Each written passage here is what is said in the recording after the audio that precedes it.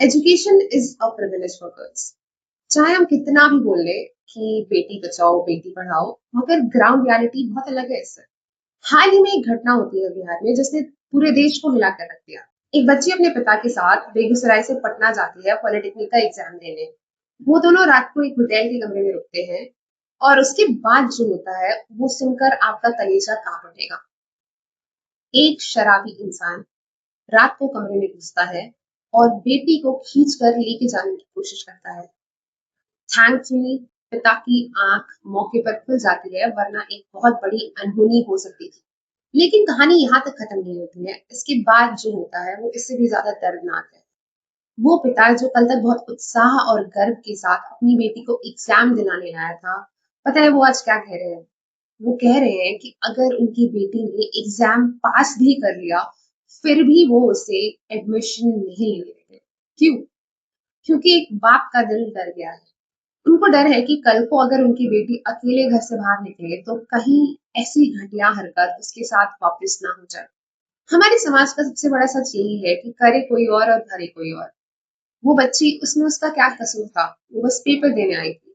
मगर इस एक हादसे की वजह से अब वो शायद कॉलेज में एडमिशन भी ना ले पाए। और बहुत दुख के साथ कहना पड़ रहा है कि ये एक एकमात्र घटना नहीं है।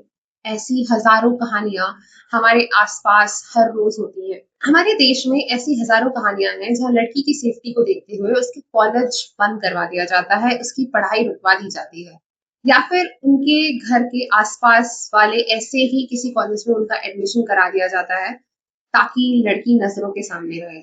हमारे समाज में स्पेशली रूरल और सेमी अर्बन एरियाज में एक लड़की के लिए शिक्षा पाना किसी युद्ध से कम नहीं है।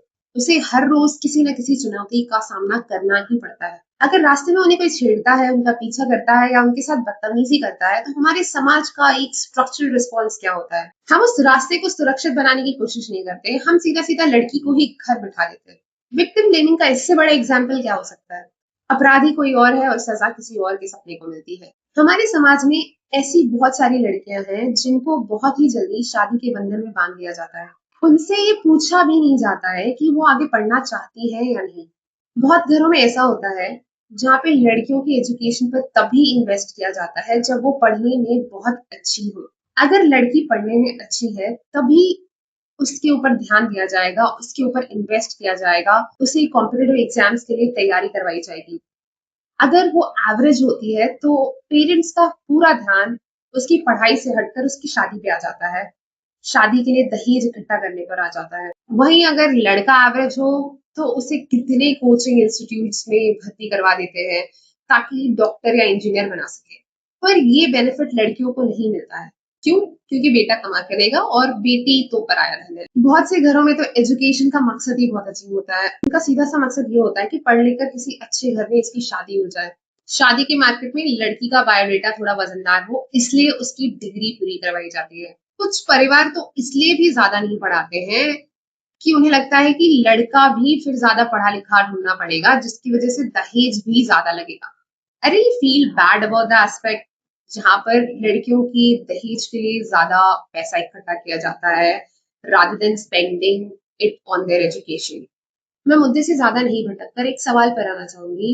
ये सवाल उन परिवारों के लिए है जो अपनी बेटियों की एजुकेशन बीच में रुकवा देते हैं उनकी सेफ्टी के डर से, उनकी पढ़ाई छुड़वा देते हैं ताकि उन्हें बाहर कुछ हो ना जाए, और अचानक फिर एक दिन उनकी शादी एक अनजान लड़के के साथ कर देते हैं। क्या गारंटी है कि वो आदमी आपकी बेटी का फायदा नहीं उठाएगा?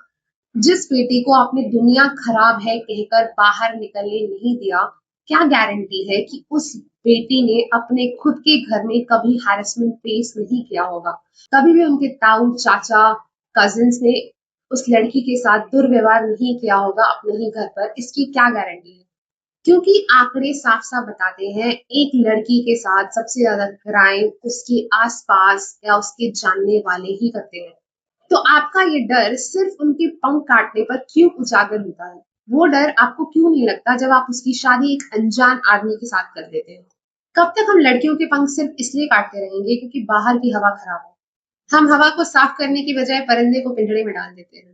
शिक्षा कोई प्रिविलेज नहीं होनी चाहिए। हमारे कॉन्स्टिट्यूशन में भी एक फंडामेंटल राइट है।